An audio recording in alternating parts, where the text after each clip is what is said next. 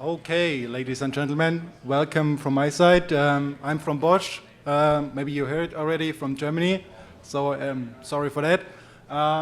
Today I'm speaking about the breakthrough of imaging radar for automation purposes, especially in agriculture. So I'm going to present you the differences between LiDAR and radar, and also putting some examples with our radar topic. So in the beginning, I brought you a citation from our founder. It basically tells you to improve, yeah? Not to keep on the point, just keep improving. I think you all maybe have one or the other Bosch product at home or in your car. But today, let's focus on the agriculture area. So what we are going to see now is the imaging radar technology, or also called 4D radar. And I'm going to make some examples during my presentation, during my pitch, and also comparing to LiDAR. So speaking about radar, everybody has a different picture in his mind. I will give you some examples here. Radar is not the technology that was founded yesterday. It is already there since 50 or 60 years almost. And it's used for different technologies. So you can see here some of the examples where we use radar today. And Bosch has also a long tradition in research and also in bringing serious products with radar in the automotive area. So we have serious parts there already since 20 years. But beside the improving technology of precision of a radar, we also need improving the technology behind. Yeah? So for example, we are talking not only about the sensor reach, we are also talking about the separability of objects. Simple example here, if you want to detect a person in 100 meters distance, you need an angle precision of around about 1 degree. Where do we come from? So I also said Bosch is known for the automotive area. So we are using the radar today for the city purposes, like emergency braking, or on the highway for adaptive cruise control, or for partial automated driving, or even automated driving. Bridging these technologies to the off-highway area, we are using in construction area the radar mostly for accident prevention use cases, and in the agriculture area we were using it for automation and automated work processes. Now let's do a simple comparison for radar and LiDAR. Of course, both technologies have their rights, both have their existence, but I will try to give you an impression today of the differences, and maybe also put a question mark, why is almost every machine we see equipped with a LiDAR? So if we talk about the weather performance, the radar has advantages. It's not affected by rain, snow, fog, or dust. So since the LiDAR is an optical system, the radar has some clear advantages here. Then about the industrialization. So the radar is already produced 20 plus years. So we don't have that with the LiDAR. So the LiDAR is very complex still today. Also on the cost side, since we have the industrialization for the automotive mass production, the radar is mostly cheaper than the LiDAR. Sorry. Coming to the sensing range, talking about the highly automated driving, we have a reach with a radar of up to 300 plus meters. So this is already a lot. We don't use that often in agriculture or in construction areas, but it is possible. Then you can also experience the sensor in our booth, but The weight is usually also an advantage because you don't have that complex build of a LiDAR. And overall reliability, also the robustness is an advantage with the radar, since the most used radars with the solid state technology does not have any moving parts. Let's compare it in a real image, on a real scene. I will show you here. So you can see the radar compared with a LiDAR. It's exactly the same scene, it's exactly the same machine. It's a vineyard we see here. And of course you see that the LiDAR has more points at the same time, it is in the same scene. But I will put a question mark if we really need all those points. For whatever reason, for whatever purpose we do here, if it's just road guidance or whatever, it's also possible with the radar point cloud. Some insight about the technology of the radar. So we have different interface possibilities. For our purpose of agriculture automation, we use the first one, the location gateway unit, which gives you out all points in the field of view of the sensor. That's meaning that we do not have a filtering there, we do not have an object building on the sensor, since this would require any information from the machine, like steering angle or your rate, speed and that stuff. And we kept all that out and just providing the image output. But to give you the understanding what four-dimensional radar or imaging radar really means, I have this example here. So the first dimension we are talking about is the velocity that we will give out. The second one is the distance to stationary and to moving objects. Third one is the direction of that objects. So it's radar-based. We are talking about angular direction. And the fourth one is the elevation of objects, which is now new with the four-dimensional radar that was not there previously. Example of improvements or changes that we made on the product compared to the automotive is this one here. So we put a ground reflection filter here, which improves significantly the radar performance, especially when you are on uneven terrain, like on the field, or in the pit, or in the mine, or somewhere else. And this will help you definitely in getting the radar into your product even faster. Now, let's look into some of the use cases we have investigated during the past months with our new radar. Here is the overview, and in the first beginning, I would like to show you some of the height measurement. So in this example, we are in a quarry, passing through that conveyor belt with the wheel loader, and you can see with the point cloud it's building up, it's possible to raise a warning or even to put an intervention into that machine. Next example is then the lane or row guidance. So we have here example also already with the vineyard again, and you can see the radar is definitely here a help for the machine to keep the machine in the exact row. Next example would be object detection. So not that often used for agriculture, but for construction.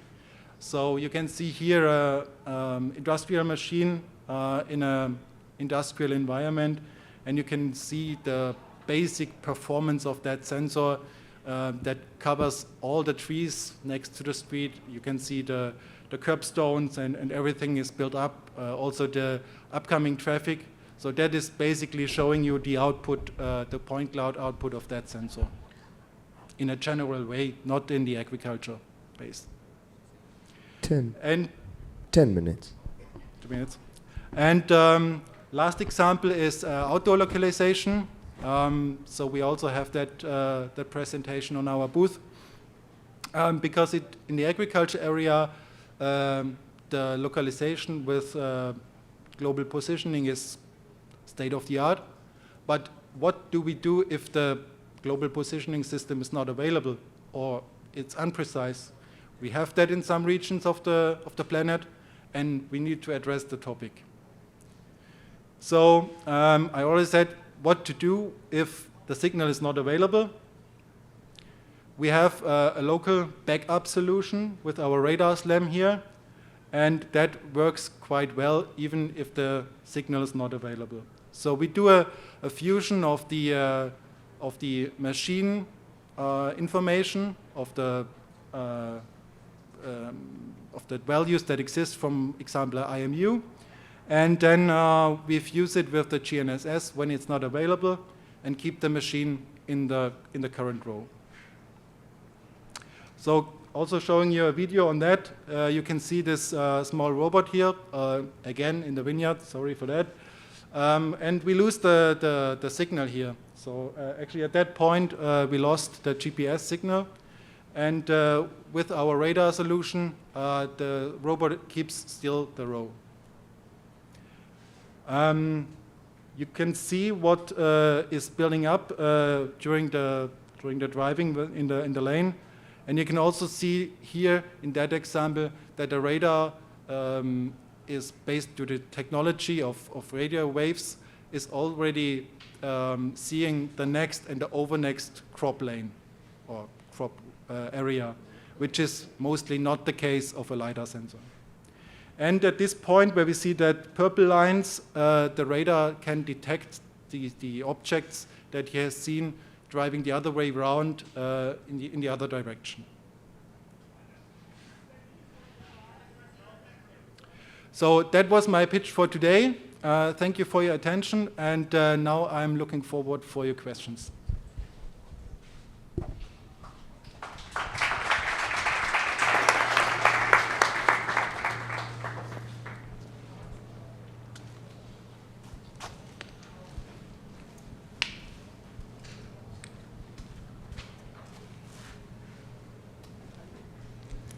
Thank you very much for the presentation. I see a lot of people who work in robotics, I have a little bit background as well, use LiDARs for a variety of different reasons, for localization and navigations. Why do you think they do not use radar? I saw a lot of benefits. Why they're using mostly LiDARs or 3D LiDARs versus radars?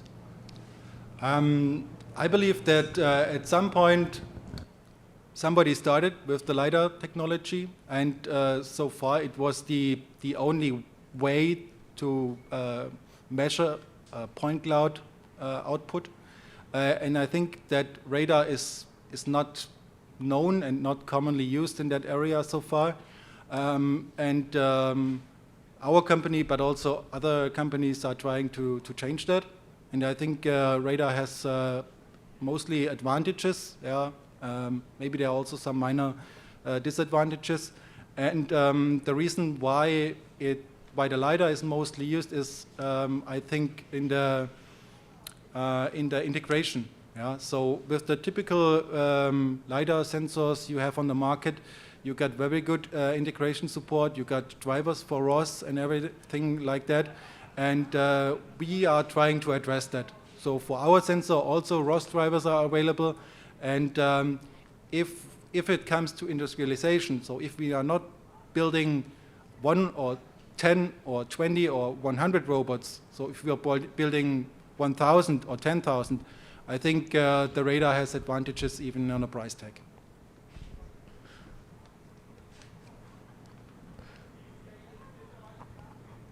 Still got a good 5 minutes for Q&A here, so feel free to ask your questions.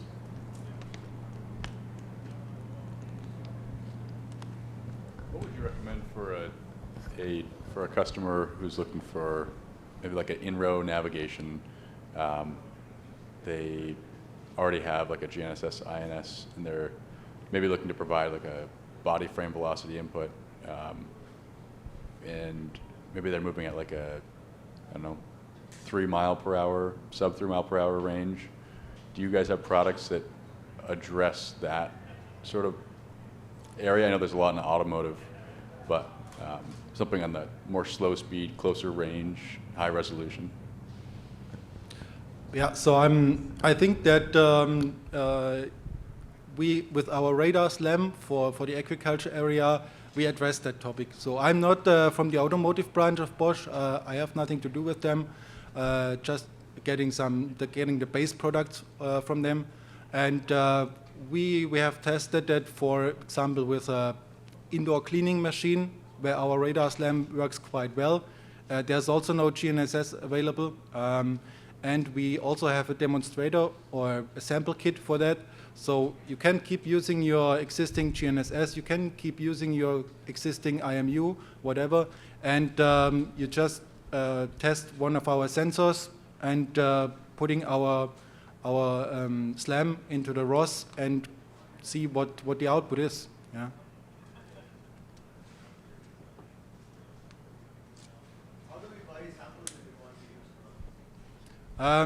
Just stop by our booth. Our crew is there. We are also here with our local sales guys from the US, and we have colleagues more or less all over the world helping you in whatever region. Yeah. When we are talking about radar and LiDAR, what's the difference in one's percent that one technology produces instead of the other? Okay, difference in the technology, radar, LiDAR. So I see the LiDAR is coming with more points on the point cloud. So we are already reaching the 4K point cloud. With our sensor, it's a 1K point cloud, and also the frequency or the delay in the LiDAR is faster than in the radar. But according to our trials, it also works at the same time with the radar. So again, the questions: do we have the control unit, the compute power to process data from 1 to 4 LiDAR sensors, or can we not just use a simpler output with less data for the same use? Yeah. So let's address that.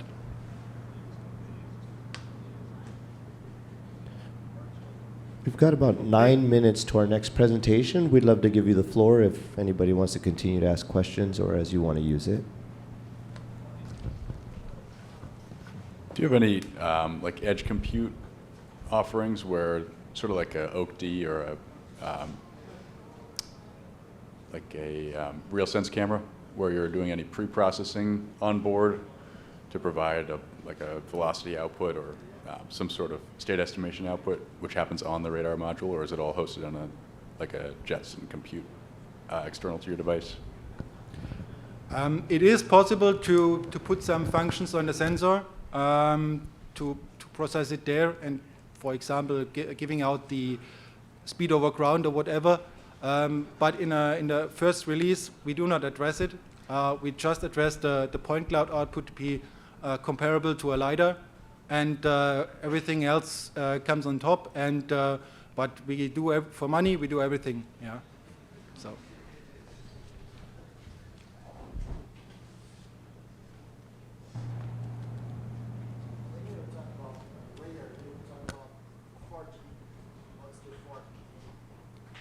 The fourth dimension is the elevation of objects, and this can be now addressed with the radar, since we have antennas in horizontal and in vertical orientation, and therefore we can also measure the height of objects with that new sensor, which was not there in the past. Yeah. This, for example, is necessary to build up the point cloud also in the y-axis, and can be used, for example, that example I made with the conveyor belt and the wheel loader. That's one. But you can also imagine other use cases like the drive over capability of objects. Can I drive over something, or whatever, detecting the height of crops, or anything. Yeah.